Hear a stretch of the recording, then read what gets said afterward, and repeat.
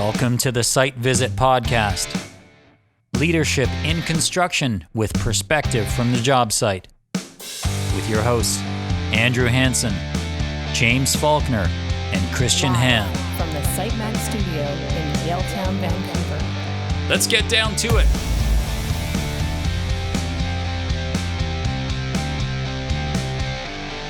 Well, we're back. Another roundtable here on Tuesday morning, April 6th. It's another sunny day. It's springtime. Coming on a Easter weekend. We got Jesse Unke joining us. Jesse, how's it going, man? It's going great. How can it not be on a sunny day? Oh, I know. This weather's awesome, man. I'm glad that we're kind of out of the 4 o'clock darkness and raining sideways, right? So, have you got into any more parkside wine and cheese situations? No, but we definitely got to do one. James and I had a little wine and cheese session last summer, which was good. We did it with a lot, like my wife Jen and I did it with a lot of friends of ours. But what I have been doing is Ram's office is near BC Place, or rather, sorry, Canada Place. And a great BD move is just grab a coffee with someone, keep your distance, and just walk around the point there and hang out. You can see the Centrum project is a nice little backdrop to talk about. But yeah, I really liked about the fact that the nicer weather is coming is that, you know, having discussions over Zoom and Teams and stuff like that is great. But for me, I don't know, you guys are the same. I love to be able to see people in person, be safe about it, you know. So if we're outside, keeping that distance and be able to have some nice scenery as a backdrop is a great way to connect with clients and colleagues and partners. And so, yeah, if you guys are in the neighborhood and want to grab a coffee, you can go for a walk around Canada Place. It's a nice way to do things. Yeah, it's interesting. Some of the news that's coming back in terms of offices going back to normal work again. Some large tech firms claiming productivity is down. So yeah, I mean, we definitely at RAM productivity is up. We've seen people really step up and be able to be accountable to what they're doing and what they're working on. And I mean, it's tough. It's hard on everyone having to work from home. Especially for such a long duration, but we haven't really seen any impacts. In fact, we've seen positive, people being more efficient, a lot of people are not having to commute and have to deal with all of that. So we've actually seen the opposite. And I mean, we're starting to open up a little bit and have people come in. You can work with our office manager to have an assigned desk on a certain day. And for the leadership team, we've got enclosed offices. So I go in more or less every day, just because I'm not having to interact with people. But yeah, it's going to be interesting to see kind of what the policies are across the board in different industries and how companies are going to approach this, and if there's going to be a hybrid model or what it's going to look like. Mm-hmm. Well, you guys have been, because a lot of what you guys do does involve you going to projects, right? To site, to see things and everything like that, which has been going pretty full blast or more or less kind of the whole time. What does that look like for you guys in terms of a change of pace, or is that just business as usual? We've got one of our major projects in Richmond is the airport fuel delivery project, and we've been going full bore on that project. Of course, we've taken all the COVID measures on site. People are still working from home where possible, but on an active construction site, of course, there's a lot of people, even on the consulting side, that need to be there on site, but need to be safe about it. So for us, with our other clients as well, where we need to go out to sites, we just follow the protocols. I mean, all of our clients are taking this very serious. We're taking it very serious. So we haven't had any issues with that. And where possible, we try to do things remotely. But of course, if you need to go out to site to see something in person, there isn't really much we can do to get around that right now, but except for taking the proper precautions and being safe about it. But yeah, we still are visiting sites where needed to perform inspections or site visits as needed. You said that even through this whole time that you guys have seen efficiencies even increase. I think a lot of it has to do companies that have like a really solid set of processes, a solid culture, and all that kind of stuff. It really it can benefit very well with those types of adapting environments. Would you say, and we've had you on the podcast a number of times, and you're quite active on social and sharing the RAM consulting, just all the methods and all the the kind of things behind the brand and all that kind of stuff. Would you say that that's been a pretty solidifying factor in having efficiencies through these times? Yeah, a good example of that would be like the work we do with municipalities. Like traditionally, you would book out like a high school gym or a community center and be able to have people come in and there'd be storyboards up and you can ask questions and it's very interactive. And one thing that we've seen in an efficiency in this in the COVID times is that we've got our digital public engagement. So everything's done digitally online. So you've got almost like you walk into a virtual open house and you've got the project boards and you can provide your feedback that way rather than in person. I mean, the issue with that, of course, is that not everybody is tech savvy. If I try to get my dad to to take part in one of those, he'd be a little confused. He prefers in-person type interactions as well. But I mean, it's just adapting and making the best of what we can do, because right now it's just not safe to be able to get together in person. So I would say like that's an example of an efficiency we have on projects. And then as well, there's the pro and the con, because I'm sure you guys are the same. My day is basically back-to-back meetings from 8 till 5, and then I do my real work in the morning and in the evening, right? Because something that would have been a quick conversation with somebody in the office, in passing, or let's get together in the boardroom here quick and just talk about this for 10 minutes, is now something that's blocked out in a 30-minute increment on your calendar, right? And so that, I mean, in the beginning, it was kind of cool to be able to do that. You don't need, you can talk to people from all over the place. But now I find like the Zoom and Teams burnout is a real thing. And, trying to find, I'm looking forward to being able to actually have that where you can walk by someone and say, oh, hey, what did you think about this? And be able to have those kind of interactions rather than having to have like a set, appointment. But I mean, so there's efficiencies with that, but there's also, I think people are getting a little burnt out. And I think people, myself included, are looking, do we really need to have this meeting, or can we just make it a 5-minute phone call? Or can we just block out 10 minutes on Teams or Zoom or whatever, rather than, doing it in the big blocks, right? So. Well, it's really interesting because at first, probably a lot of people were using it to their advantage with video conferencing and all that kind of stuff. Because you're right, you can just block a 30-minute time, you can block a 15-minute time. Before you know it, you've got no margin left in your day, right? And those periods where you give yourself like power hours in the morning or in the afternoon or wherever you work best, or you're in your flow zone or whatever you want to call it, gets filled up. People just start piling things into your calendar. Oh yeah. So it can almost work in reverse. And it's exactly what you're talking about, that it gets to this point where it's just exhausting. So to be able to lean over to somebody and resolve a problem on the spot without having to block their time away is going to be a breath of fresh air.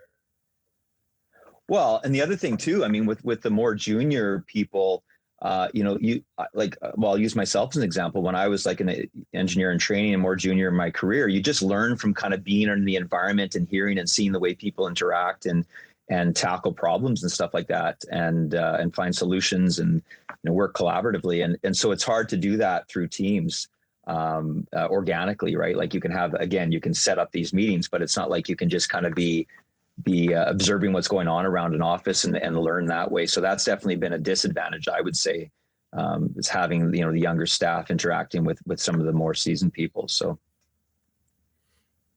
yeah, no, for sure. I mean, in terms of and has your team, well, I guess this is a question for you. Have you guys been growing through this time? Have you been onboarding new staff and bringing on new people and everything, which adds a whole nother element to this? We have, yeah. We were fortunate enough to grow in 2020 and continue to grow in 2021 this year as well. And it's an interesting way to do things. Like there was people that I was working with that I had never actually really met before, right. Which is weird, right? And for us, what in terms of onboarding, we still need to get people their computers and everything else. And at one point, we weren't allowing anybody in the office, so we would courier their computers and their kind of little welcome package and everything else. Again, that opens up a whole new can of worms in terms of making sure that they have the software and their computers are set up correctly and everything else. So yeah, it's definitely been a challenge, and that's something that we've actually looked at with a couple of our clients as well that we're working on. We've got some PMs seconded with some clients, and we're helping them actually put together an onboarding framework. And actually, that was more near the end of last year. because some of our people were onboarded on their side, and they had never done that before either. And they're starting to grow internally as well. So they've got consultants like us, but they also got internal people. So they were looking for kind of some pointers, what we would do, and then also kind of using our people as guinea pigs to see, okay, what went wrong and what went right in terms of lessons learned here to make it more seamless. Because before, it was great, you could come in, you could actually shake hands with everybody, see what's going on, get all the stuff you need. But at this day and age, it's just not possible to do that. Did you have to interview these people yourself, some of these new people? Yeah, so that's the other thing too, is the interview process is different as well, because we're not doing in-person interviews. So it's all through Teams. We use Teams at RAM.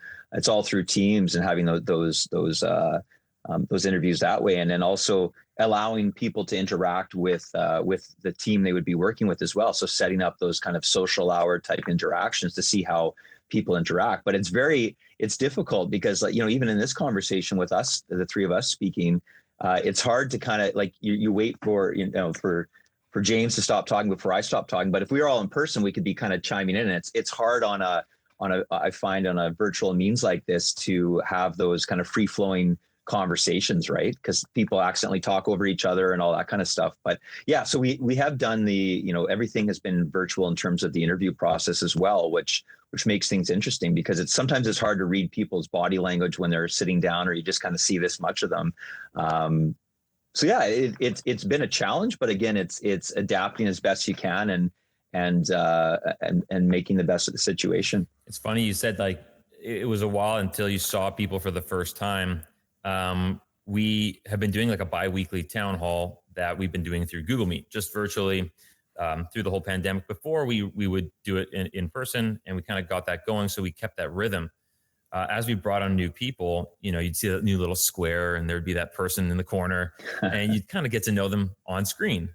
When we had this new, I guess, opening of things to meet outside, we got our team together in a few different groups so that we could actually interact with each other. And people were meeting each other for the first time. And it was crazy. It was crazy just to see like stories being shared, and the way that people were just instantly, you connect differently because you're right in person, you're having that flow, you're going back and forth, and you're learning new things that, sometimes you just avoid even going into conversation when you're looking at somebody on the screen, because it's almost just very transactional. Yeah.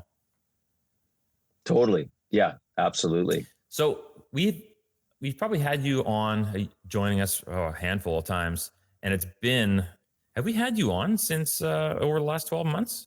Or is it all pre-COVID? I think right in the beginning, I want to say it was like probably a year ago that I joined you guys, like right when COVID was like the real deal, like when it started. So yeah, it's been probably a year. I met you outside and we got the package, remember, in front of your place. Yeah. That's right. Drop it off. Yeah. That's right. Oh yeah. Yeah.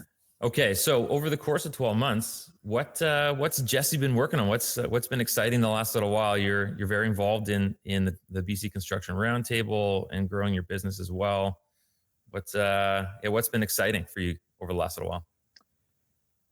Yeah, I mean, I can touch on the BCCR maybe first. Is that that was a challenge in itself as well, is adapting to the virtual world with the BC Construction Roundtable, because really the whole thing that BCCR is built around is networking and connecting people. So traditionally we'd have breakfast sessions once a month downtown here. You're in person. Again, you're grabbing a coffee, talking to somebody. We had the networking part before our events and the networking part after. And so we had to quickly adapt to an online format using Zoom.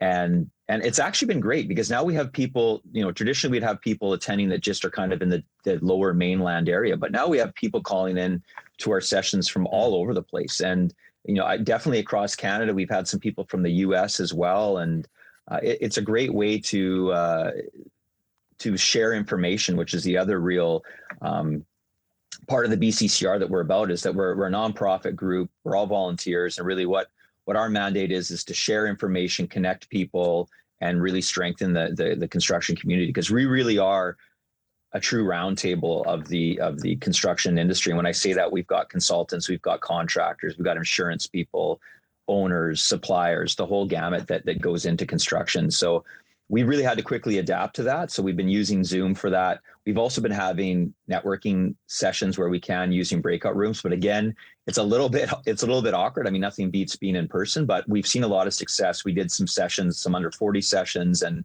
some networking events in the past. Last one we had, was our festive season event where we had a virtual tour of a distillery. We had the distillery send out little samples of what we would be, or what they'd show us how it was made. And then we'd have a sample of it, which was kind of cool. So it was almost like being there. And then we had breakout rooms that were facilitated doing that as well. The other thing that we've done we actually have an event this week is virtual tours. So traditionally we would also have tours. So like, for example, pre-COVID, we did a tour of the Vancouver house when it was under construction. We did tours of like the timber building at UBC, the tower there that they built. So we always try to get into some cool construction projects where we can and do some tours. So we did a virtual tour of the Centerm project a couple of weeks ago, actually, which was really, really well done and gave you a really good framework for where it's at and where it's going. And so we've got one with Metro Vancouver coming up this week, which if you guys can make it, would be great. And again, it's a presentation, but it's framed as if it was a tour that you're going through.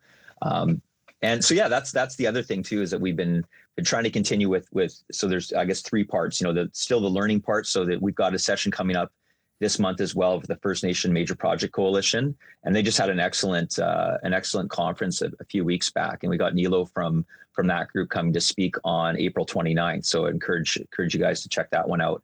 And then there's the networking part. So that's where we've been trying to have some of those networking type sessions. And then also the virtual tours.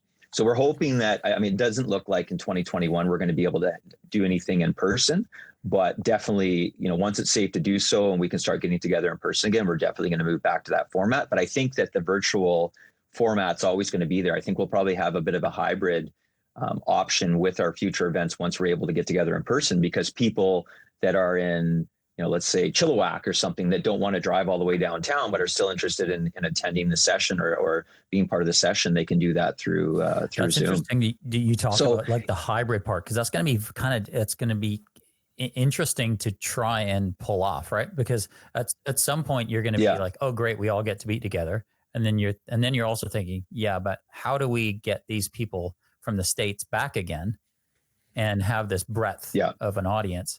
But totally. And it's almost like it, we all talk about, sports teams getting back together and, large events, concerts, all that kind of stuff. And, whether or not you're going to show a vaccination card or some sort of identification that you've had that.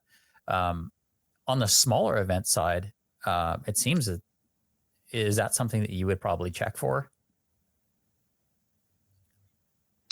Yeah, I'll be honest with you. We haven't looked at it that much in depth, and that's where, for sure we're not going to be having events in 2021. But you're right, that it opens up a whole new can of worms in terms of how do we do that safely as well once we can move to in-person events. And so there's a whole bunch of factors that feed into that we're going to have to take a look at. I definitely would like to be able to have events in person, but I only want to be doing it when it's totally safe and when people feel comfortable doing it as well, because that's the whole other thing that we've talked about at a board level is, okay, so once it's deemed safe by, the health authorities or the groups that need to give the thumbs up, who's actually, are people actually going to be wanting to get together in person, for a breakfast? That's a whole other question that we've been looking at. So that's why the hybrid model has come up, because we wanted to give that option to people that do feel safe and are wanting to get together in person once safe to do so. But there still may be people that like to attend our events but not have to drive downtown or not have to. It's nice to be able to attend a BCCR event and then 5 minutes later, bam, be in another meeting, rather than having kind of that time to travel or that time to get to where you need to go to start your day. So I've definitely seen that's the pro side of things, but the con for me is definitely that in-person interaction, seeing somebody as you're walking out or coming in. You can't do that over Zoom. It's possible, right?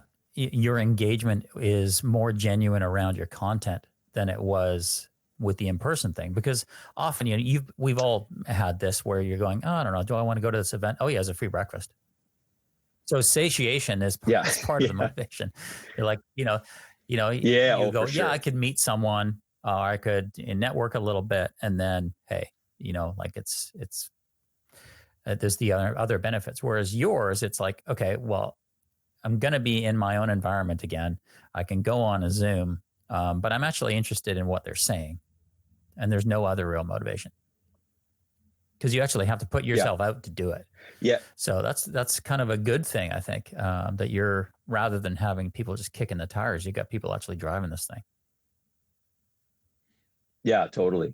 And there's a real appetite for networking events and for events like what we're putting on, I find, because we're getting record numbers. We're getting 90, 100 people coming to our events, and more, and depending on the topic, more than that. And our in-person events, we normally get 60 to 80 people, which was also good as well. But yeah, some of our events, we have well over 100 people that are coming. And you're right, it's driven by the content, because there isn't really that opportunity to really network. And that's something that we've looked at as well, is how can we improve that in the new year and have maybe before the event or after the event, have some 15 minutes on either end of it, to have some breakout rooms and get people talking. Because that's definitely some feedback I've gotten from people that have reached out and said, hey, great event, but it'd be great to have that more of the networking side of things.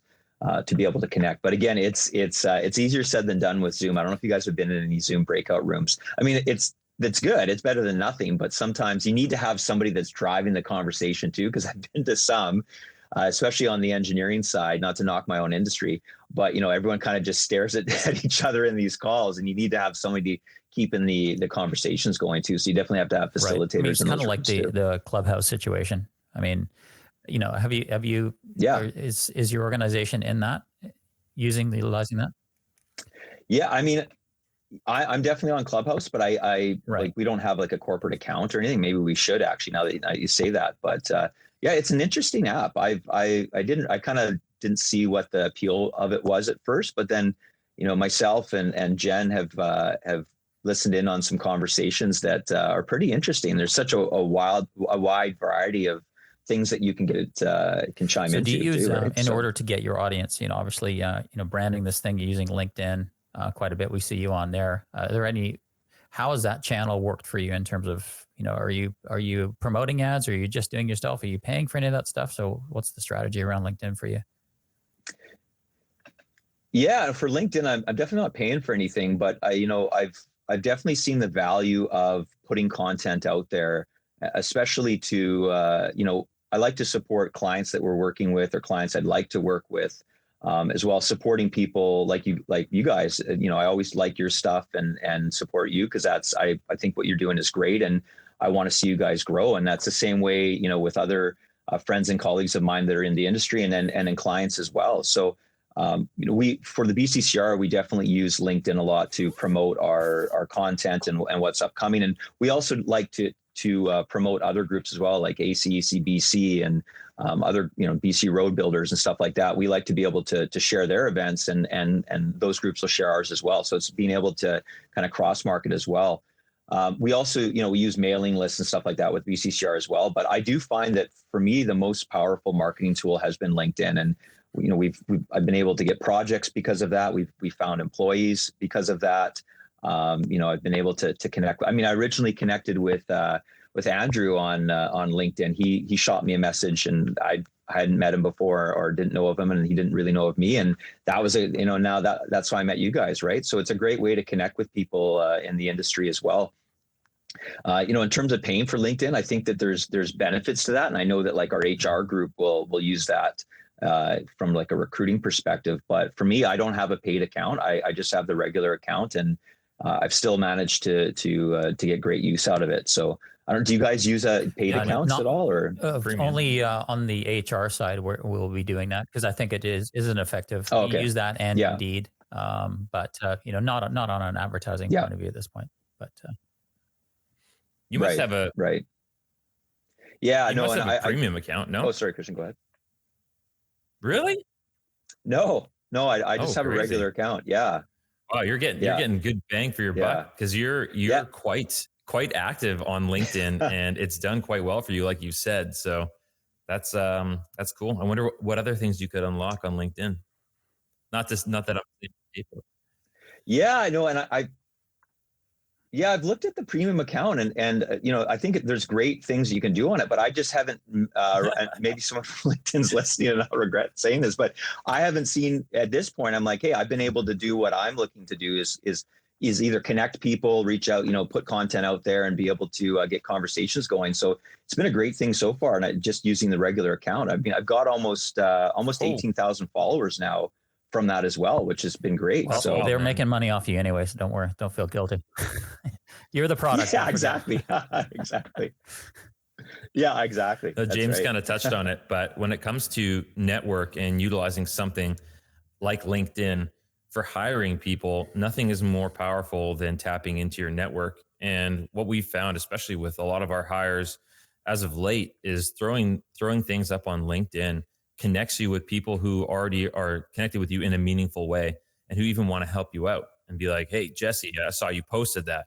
I know somebody, or I was in passing, met somebody, or whatever it happens to be. And you don't really get that from anywhere else in that kind of a way. So I don't know if you guys have utilized it like that at all. Well, I think it's a great way to really showcase your organization's culture, share the wins. Like we've got a little bell now we ring when we secure a project, and just talk about our people and what we're doing. So it gives people that maybe are looking at, for example, RAM, okay, what are these guys about, or what's this organization about, and be able to see like what our values are and what we think is important, and how we interact with each other. And I think that's some feedback I've got from some people we brought on board, is that they really were able to see the way we do business and the way that we what we hold valuable in terms of attributes in people, and like, for example, we like to support various charities throughout the Lower Mainland. We like to have social events. We like to talk about, we have our Did You Know series as well, which talks about from a technical perspective, looking at different things like that. So I think it's a good way to facilitate interaction with future and potential employees and clients as well, because they can kind of see what you're doing. So I think it's a good way to act as an extension to what you're all about, and people can kind of get an inside lens. And you're right, like people almost feel like they know RAM or know me or someone else on LinkedIn before they even meet you, because you're able to really put it out there in terms of what's important to you and what your values are. So in terms of you and who you are in LinkedIn, I mean, do you constantly think about, hey, how is Jesse going to be positioned? And you're sculpting your persona out there in the marketplace. I mean, is that something that you think of on a daily basis, or are you just kind of just going with your gut on that? So I remember sharing my first article, like, I don't know, 4 or 5 years ago. And I thought, oh man, this is cool. I like this. And I thought, well, you know what, if I find this interesting, guaranteed there's people in my network that find this interesting as well. So I only share articles that I look at and say, yeah, this I find this interesting. It's applicable to infrastructure in the area that I work in. Excuse me. So I'm definitely not, I definitely don't look at it as how is this going to position me? But I do, a quick story for you guys is that I shared an article that I'm like, oh, this is great. I agree with this. And at the very end, there was some really negative, like politically incorrect statements that were made. And that taught me really quickly, make sure you read the full article top to bottom twice, and you understand exactly what they're saying, because there was something in there. And I posted that with the best of intentions. And then right away, I got all these messages saying, how dare you support this and that? Like, what are you talking about? And it was a long article, and I didn't read the very bottom. I kind of posted it on my phone.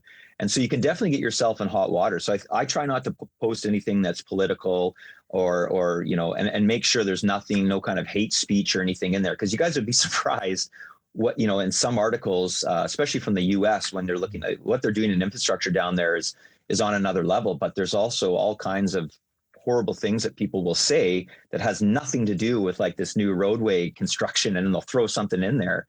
So you definitely got to be careful about that. And so I would definitely say from that would be a tip for me, that make sure that before you post anything, really understand what it's saying and read it top to bottom, because you can have the best of intentions and people that don't know you could think, oh, this Jesse guy is sexist or racist or whatever, because there's something in there that you didn't realize, a quote or something that was put in there, right? So From Dukes of Hazzard. No, they can if they He's want. just like that Southern boy. When it comes, exactly. no, go ahead. Yeah, but I think, for me, I was just gonna say, for me, like, LinkedIn is just information sharing, and it not only is it a way to share information. I mean, if there's a new guideline that comes out, or a new technology, or like there was something about mass timber, their new specifications that I shared, I think it was last week. Hey guys, check this out. This is a new specification or guideline that's been put out by EGBC. People may not realize that that's out there, and so I got messages on that one, for example, like, oh, I didn't even know this had been published. Thanks for sharing. And so, but it's also a way that once you get people that really trust you and see you as somebody that's has their finger on the pulse, it's a great way to also slide a little promotion in there as well and say, hey, well, check out, I talked about our digital public engagement, and I can talk about something like that and then say, oh, by the way, RAM, we've got our digital public engagement service offering. Feel free to reach out to me. And people do reach out to me, so it's a great way to also promote what you're doing and how it may be applicable to that article or totally. Whatever that you're sharing. You post regularly, and you post interesting articles and things that engage people. But do you have any sort of like a methodology in terms of, like, on Monday mornings by 9 a.m., I will find an interesting article that I'll post? Do you have any sort of a rhythm or an approach or a certain type of engagement that you're looking for? Are you digging into that stuff yet? Yeah, I mean, definitely. I try to share articles first thing in the morning when I'm open my laptop and get going for the day, or sometimes midday. I mean, it's funny too, because people are saying, oh, how much time do you spend, finding these articles and stuff like that? But on the weekends, a lot of the time I'll be reading through, I'll look up, infrastructure, type in infrastructure in Google and see what comes up. And I can earmark some things that I can share throughout the week. But yeah, definitely, some people that are more on the marketing side, like I've gotten involved with the Canadian Society of Marketing Professional Services, CSMPS. And so that's what they do day in and day out. And they're a great organization here in the Lower Mainland. And they've told me about, okay, you don't want to post on Friday afternoons, and you want to, early morning's the best. And there's a kind of a formula to it as well. But really, I just try and do it when it's not conflicting with my workday. So like in either, like I said, in the morning or like midday. And I try not to post anything in the afternoon, because normally people are, grabbing their coffee or going for lunch, not going for lunch these days, having lunch and maybe looking at LinkedIn, and that's a good time to facilitate some interaction with them, right? That's the schedule that you do. Sorry, but it does to touch on that. Because on regular social media, like in the general stuff, it's usually the opposite of that. So that the timelines are flipped because it's B2B, I guess, B2B network. So what were the suggestions? Maybe share that with us. Exactly. Of the times to be posting. Yeah, well, so I would definitely recommend for me, more when I've got the most interactions on my posts have been in the morning. So if you post it first thing in the morning, generally I find with LinkedIn, I mean, and you're absolutely right, James, it's different on like Instagram and other platforms as well. But I find on LinkedIn that people generally will check their LinkedIn profiles in the morning and around lunchtime. So those are the two times I try to post. And there is a lot of time that goes into finding content as well. So that's where another tip I would say is that if you're going to share something that somebody's put out there, that you either reshare their post or find your own original content, because that's another thing I found as well. And I learned early on as well, is kind of the etiquette that comes to LinkedIn as well, because to find the content and write a little commentary on it and post it there, it does take time. And so I find that you need to be respectful of people that do that too, because I've had people reshare my exact post, but it's like just been copied and then they've shared it for themselves, which is fun. You know what? At the end of the day, whatever, like as long as that content's getting out there and getting shared. But I definitely see that, if I'm sharing something with like On-Site Magazine or something like that, I definitely want to give them credit, right? Or directly share their article. I can put a little, talk about something why I like this article or why I think it's of value, but definitely give the credit to the person who wrote the article. So that's something as well that I've seen, that people, put things out on LinkedIn and claim that it's their own. when really it's from another article. And I think a powerful thing is writing your own articles too. I've written a number of articles on LinkedIn as well. So invite people to check out my LinkedIn page and take a look at the articles I've written and talking about meetings and networking and some of the stuff that we've talked about, kind of best practices and project management.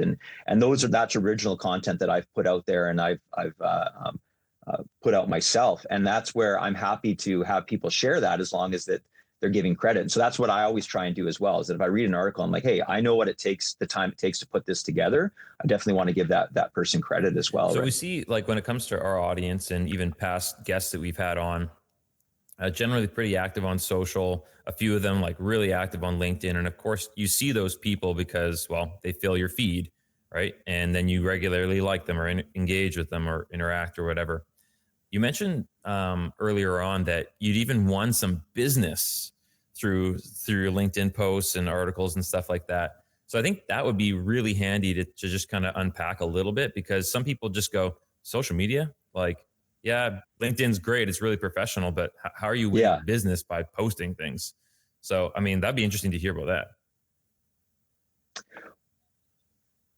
Yeah, no, and I think, like, again, the content that I post is generally around infrastructure. So I think once you're putting content out there and you can show that you got your finger on the pulse in terms of what's going on in your industry, people automatically see you as kind of that subject matter expert, and there's that subconscious trust that's built, and they see, so and it's being top of mind, because if somebody's got a project and they need, for example, project management services, and who are they going to think of inviting? I mean, a lot of work is put out to RFP and through BC Bid and stuff like that when it comes to the public side.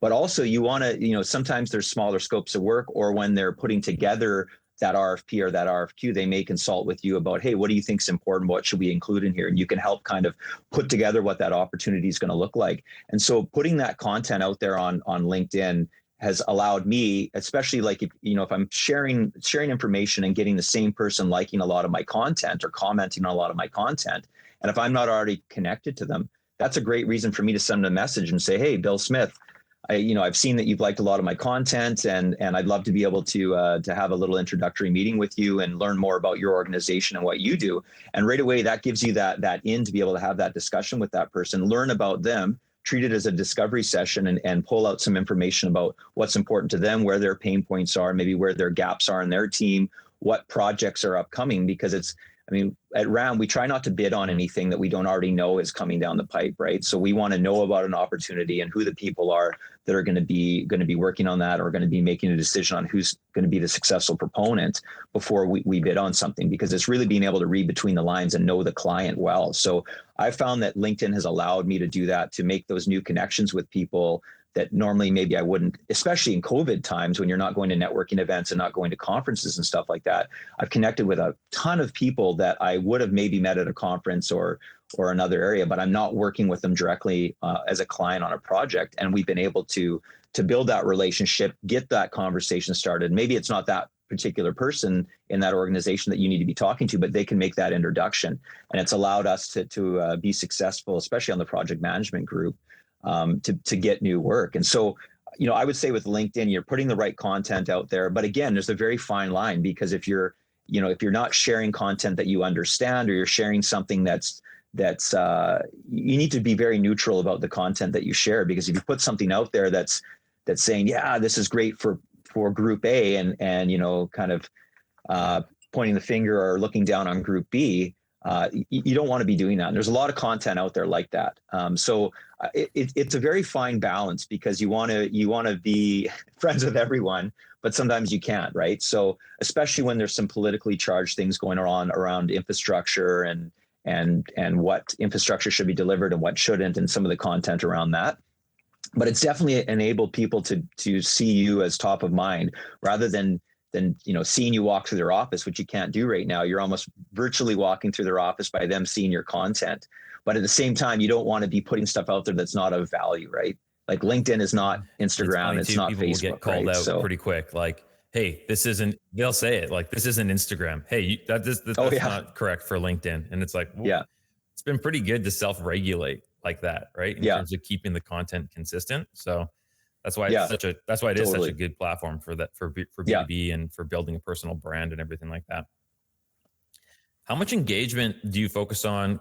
Because totally. RAM is operating primarily British Columbia or only British Columbia, or do you guys have projects across the nation or anything like that? Yep. A majority of our work is in BC, but we do work across Canada. And in fact, we did some Oh, cruise nice. ship terminals down in the Caribbean about 3 or 4 years ago now, which is unfortunate given what, with COVID now is kind of the cruise ship industry has taken a big hit. But yeah, we've done work. Like a majority of our work is in the Lower Mainland, but we're doing work in northern BC and across Canada. We were looking at opportunities in Alberta as things are picking up, and then in Eastern Canada as well, and looking at, especially now with COVID and when we can have virtual meetings through Teams and Zoom and stuff like that, you don't need to be there, right? Like to be able to provide that value on a project. And as long as you have local representation that we do have through partnerships with other consultants, we're able to do work across Canada. So we're, the next step for us is we're just shy of 80 people now, and so we've grown quite a bit. And the next step is geographically to expand our footprint as well. So we're definitely open for business across Canada and looking at opportunities It's where it interesting makes when sense you talk and where about we can add value. how you've been so successful with teams, et cetera. Being the type of firm that you are probably the perfect type of personality, not just you, but the people that work at your company. The work that you do is all about detail. It's all about showing up. It's all about accountability. It's all about timing. Totally. It's all about all the things that matter the most. I think the businesses that are struggling are the ones where that isn't everything. Because, you guys are engineer consultants. I mean, when you think about it, if you guys can't get teams figured out, projects are in trouble. So, I mean, that's why you guys are good at it. And it's showing that as a management team that you can, no matter what the situation, it's actually a pretty good indicator that you guys are a successful company and you can go through anything and survive.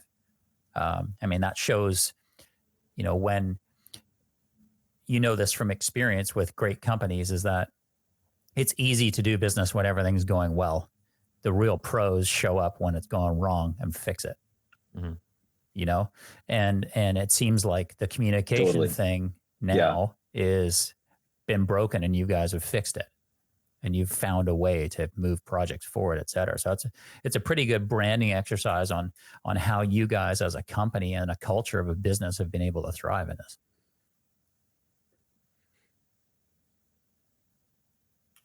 Yeah. I mean, when COVID first hit, I as a leadership team, we got together and said, how are we going to make this work? And how are we going to, be able to keep adding value to projects and clients and keep moving things forward? And, and a good example of that is, the Teams and Zoom and everything is great, but you really do need, when you're in a meeting now, really need to push people and say, hey, what do you think? What do you think? Because it's very easy for people to hide on a Zoom call, especially when you've got, just a bunch of little tiles. Like Christian, you're talking about that when you've got a big team meeting. You really do need to be a facilitator and really show those leadership skills and those communication skills to get people to interact. And so that's where, especially when you're having a meeting on a project that's got multiple stakeholders, maybe that don't get along and stuff like that. We really had to step up, especially in the PM group at RAM, to provide that value in terms of being a facilitator and being able to get people to collaborate. Because in person, it's, everyone knows there's people that kind of hide in meetings or don't really say much, but especially on Zoom, you can forget. And I mean, I made a mistake one time when I was on a meeting. I was talking to people and I didn't know that there was, I swiped and there was a whole nother, 6 more people. And I thought that was everybody that was on the call. So I went through probably a quarter of the meeting. And I said, oh yeah, if Bill was here, he'd be able to chime in. And all of a sudden he spoke up and I'm like, oh shit, swipe over and there they are. Right. So it's it's definitely made, you got to adapt so regularly. Not that keeping any meeting rhythm, just kind of you get complacent in it, but especially with, only what's in front of you on a screen, it gets to the point where you're just kind of going through the motions a little bit and it can get kind of mechanical and you're just like, okay, ready to get to the next one. So there takes a ton of intentionality and just keeping the stamina through a lot of these things. Again, we're getting back to like that burnout and fatigue conversation. Yeah. But earlier Oh, on, yeah. so we talked about with the BC Construction Roundtable and having that like hybrid approach. I'm kind of segueing back to that just because you're bringing up video conferencing again and Teams and Zoom and everything like that. How do you guys see, in a lot of conversations we've been having with people, different contracting businesses or general contractors, subcontractors, or whatever, the talk is all about hybrid, right? In construction, it's tough. You can't really do a hybrid on a job site. You can't really do hybrid on a construct. You can't alter your hours. You can't pick and choose. You can't work into the evenings, not as readily as you could when you're in the office. But when it comes to your people, because you are primarily, you do have field staff as well. But when it comes to that hybrid, what are you excited about? It could be BC Construction Roundtable, or it could be with RAM and your group. What are you excited about in the benefits taking out of what we've learned over the last 12 months into that hybrid approach moving forward, and maybe utilizing office differently or leveraging technology differently? What are some things you've learned that you're excited taking into the future?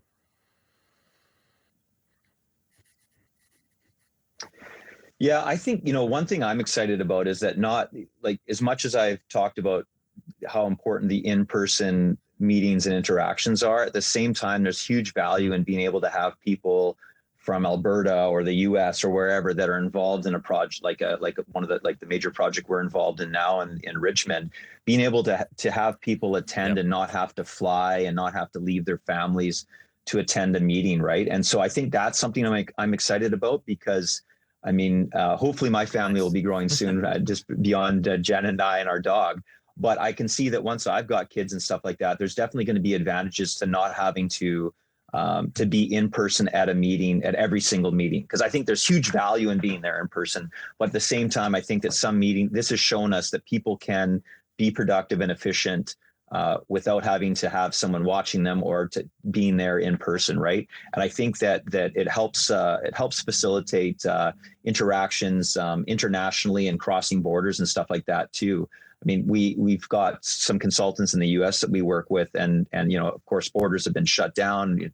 A lot of companies have no traveling bans on still. So that's one thing I'm excited about. And then looking at the BCCR as well, like you say, we've had a lot of people that probably would never attend our events in person just because it doesn't make sense to come from Alberta for a day for a breakfast event. But now that we're able to use this hybrid approach, and also, being able to record events or meetings as well. I mean, it's a good thing. That's one thing. Like when we're doing training that we would do, for example, at RAM in person, we fully disclose to everyone, but we record a lot of our training and a lot of our town halls and stuff like that. So people can rewatch them, or people have a client meeting or something and they're not able to attend. And that's not really something maybe that we did before. And we would just do it in person. So I think there's definitely the advantages in terms of the travel and being able to record events and share events or share meetings. But at the same time, the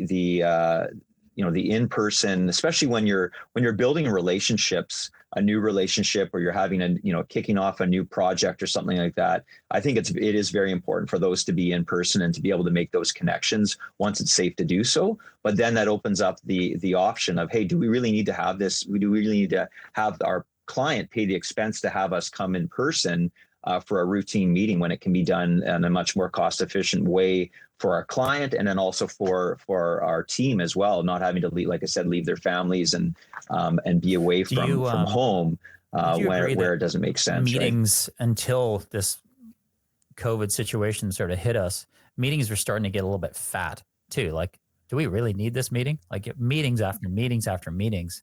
And then when you add in people's travel and totally greenhouse gases, and why are we traveling all over the place, flying all over the place? And I mean, obviously the airline industry needs to survive, but the business travel, wow. I mean, just think about that. How much revenue, how much less flights there have been, less driving there has been, less fuel spent. I mean, the impact is huge. So, oh yeah, And it's not just financial, right? Like it's like I said, it's the your own personal time or employees' time that's spent with that too, right? And the fatigue that can come along with that as well, right? Of just being on the road all the time. The recording of the meetings, that's kind of an interesting thing because often people in meetings, I don't know, you can remember this from sort of earlier days of being in person, that you'd be sitting there and somebody's almost expected to contribute for the sake of not looking stupid. And sometimes you go, okay, yeah, heard your point. And you're thinking, well, why did you even say that?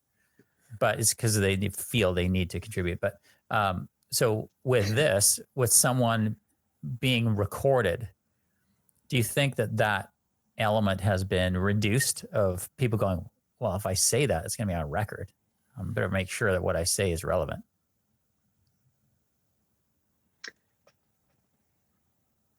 Yeah, and that's where, in terms of the way that we would record meetings, like if we're doing a town hall or a monthly, like for example, a PM team meeting or something like that, if I was going to record that, or if Ram was to record that, we definitely disclose that first.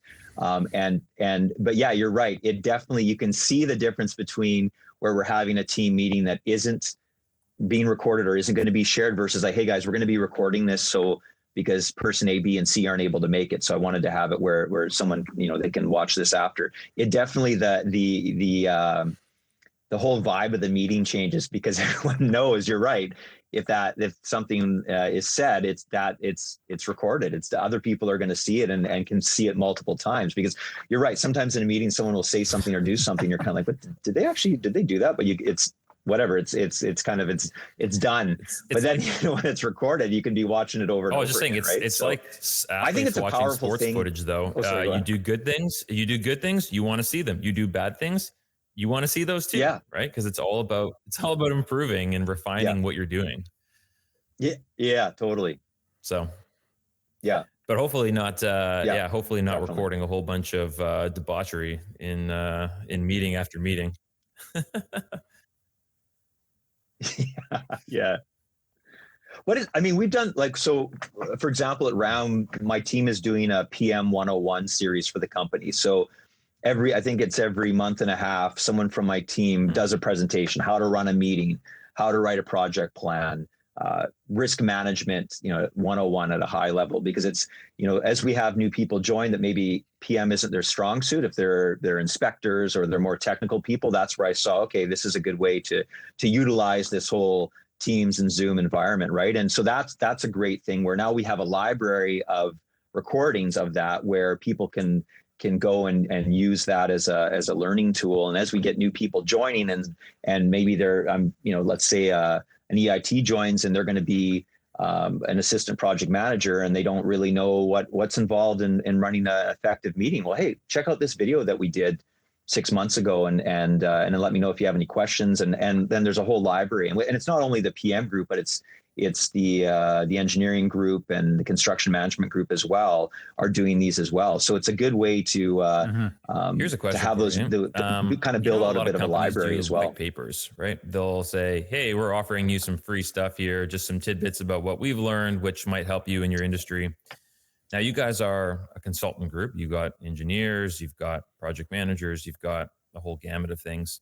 Now, you're not necessarily like business consultants necessarily in terms of like, hey, let's help you manage better. Not purely. I mean, maybe through the way you guys do things, it does. Would you ever entertain, and this is kind of just a side note, but would you ever entertain, because it sounds like you guys have done well over the last 12 months. And you were anyways, like you guys were already like a growing group, a really dynamic group, strong brand, strong culture, all that kind of stuff, even before this, but it's really helped refine you guys. Would you put more and more content out there just to the industry in general, or would you only be keeping these things internal? Like, for example, we're sharing this podcast, so.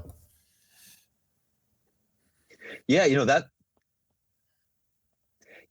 I think, that's a very good point. And that is part of what we're trying to do now as a marketing tool, and also just to try and get back to the community that we work in the engineering and construction community. So we do have some of our content that's being shared. I mean, and a good example is I did an internal workshop for the company on how to write it, how to put together an elevator pitch, how to deliver an elevator pitch, and what to do after. And that was something we did internally. And then we were looking at that, and I thought, well, okay, right away I thought LinkedIn. So I wrote, I took that, put it into a LinkedIn article, and then we also shared some of that content on our website as well. So definitely go to RAM, type in RAM Consulting, check out our website, because we do have some of that content, like how to write an elevator pitch or running an effective meeting. We do have that available to the general public to have a look at that and see.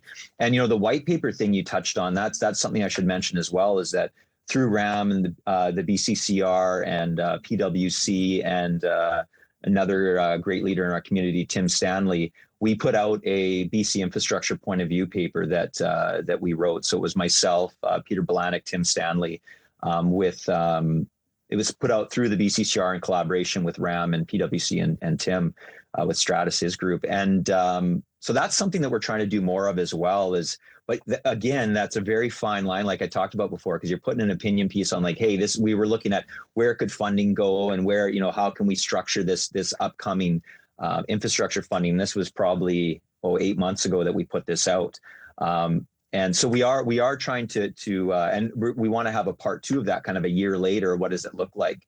Because it was only about a 5-page document, but it took a ton of time. And again, we wanted to be very careful about how we put that together and what kind of messaging we put out there, because we want to get collaborative with contractors, engineering consultants, and the government as well, to work together to get the best bang for our buck when it comes to infrastructure. So I think that, sharing white papers is something that I'd like to do more of through RAM, and we plan to do more of, and through the BCCR, and then also sharing some of the content I talked about through our website. And if you follow me on LinkedIn, I always share anytime we share any kind of that content. I definitely put it out there on a personal with a link level, so you can and the company as well, pushing these things out on LinkedIn. Quite active, very relevant information, and it's there, and it's really beneficial for people to be using.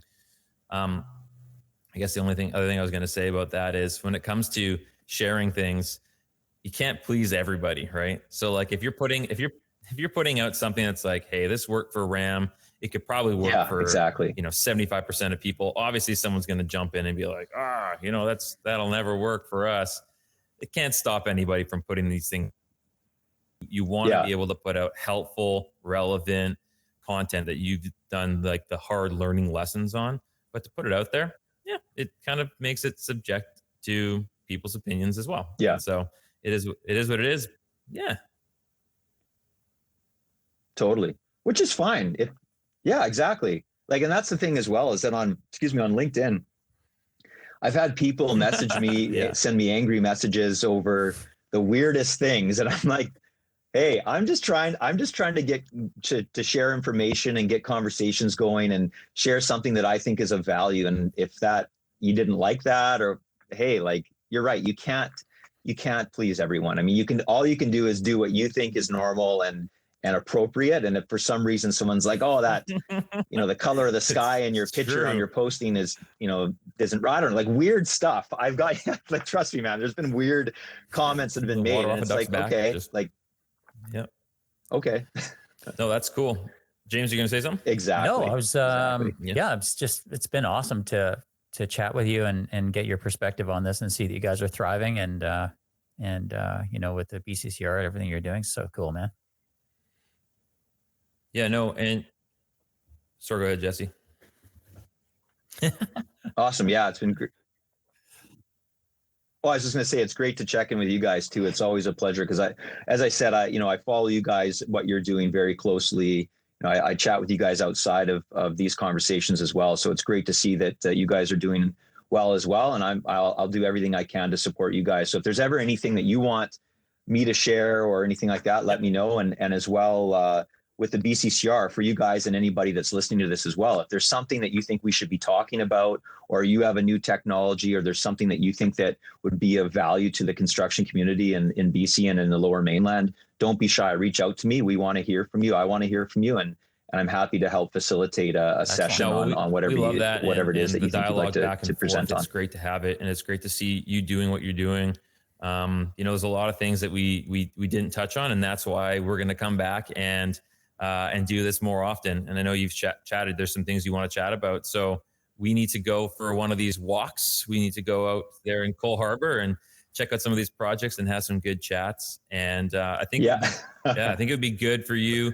Lastly, just anything you want to say to our audience or to your own audience, give you a chance to plug anything before we just wrap up.